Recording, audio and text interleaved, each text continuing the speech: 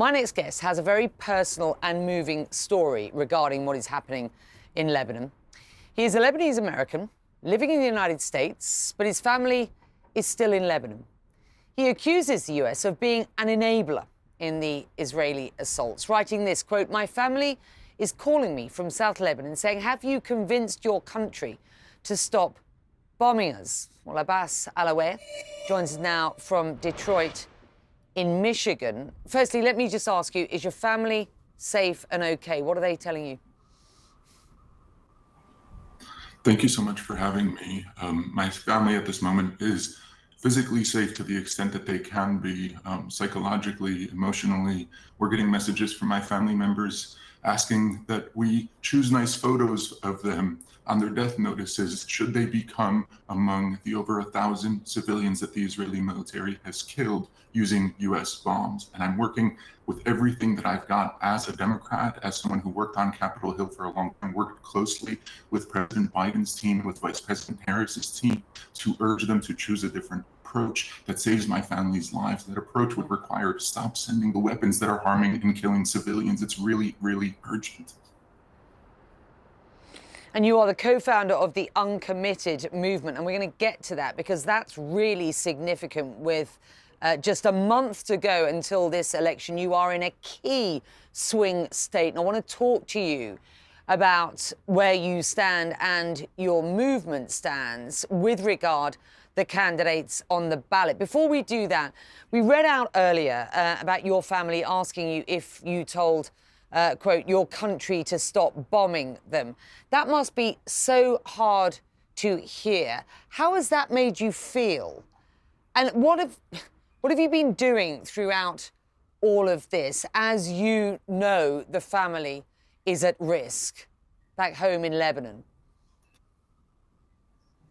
You know, the experience of having our own family members live under the horrors of Netanyahu's war crimes is the experience of, for me as a political activist here in America, oscillating between trying to do good political strategy and having difficult conversations with my own cousins, much younger than me, 10, 15 years younger than me, trying to convince them that moving from one area that is marginally more dangerous than the other and trying to get to safety isn't a betrayal of the other civilians that they are around, whose humanity they recognize as no different than their own.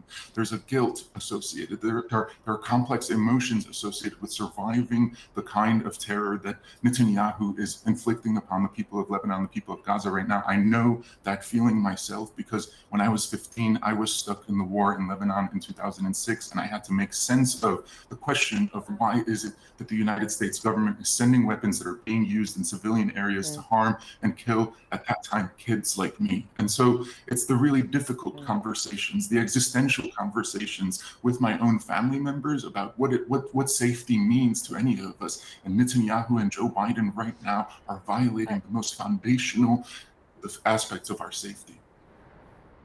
And this is an important and important conversation, not just with your family. And I hear the pain in your voice. It is palpable when you talk about your family in South Lebanon. You are also in an incredibly influential position in a swing state in the US. As a Democrat, I would have to assume that you would naturally vote for Kamala Harris, the Democrat candidate for president.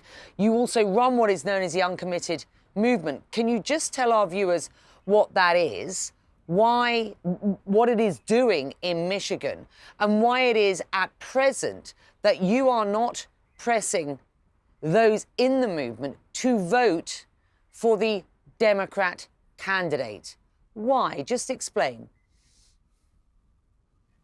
Thank you so much for the question. So I am part of a group of organizers that came out of the ceasefire organizing that we've been doing since October of last year, Arab-led organizing, Black-led organizing, Jewish-led organizing, union-led organizing here in our country, trying to push for a ceasefire.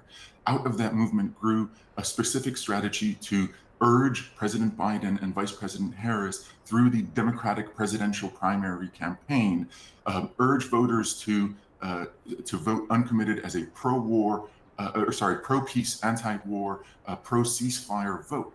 pro-Palestinian human rights vote. And here in Michigan, that delivered 101,000 votes. People who self-identified and said Gaza is a top policy issue for me. This in a state where the last time Donald Trump won, he won by something around 10,700 votes. So what we're saying is that this isn't just an Arab issue. This isn't just a Muslim issue.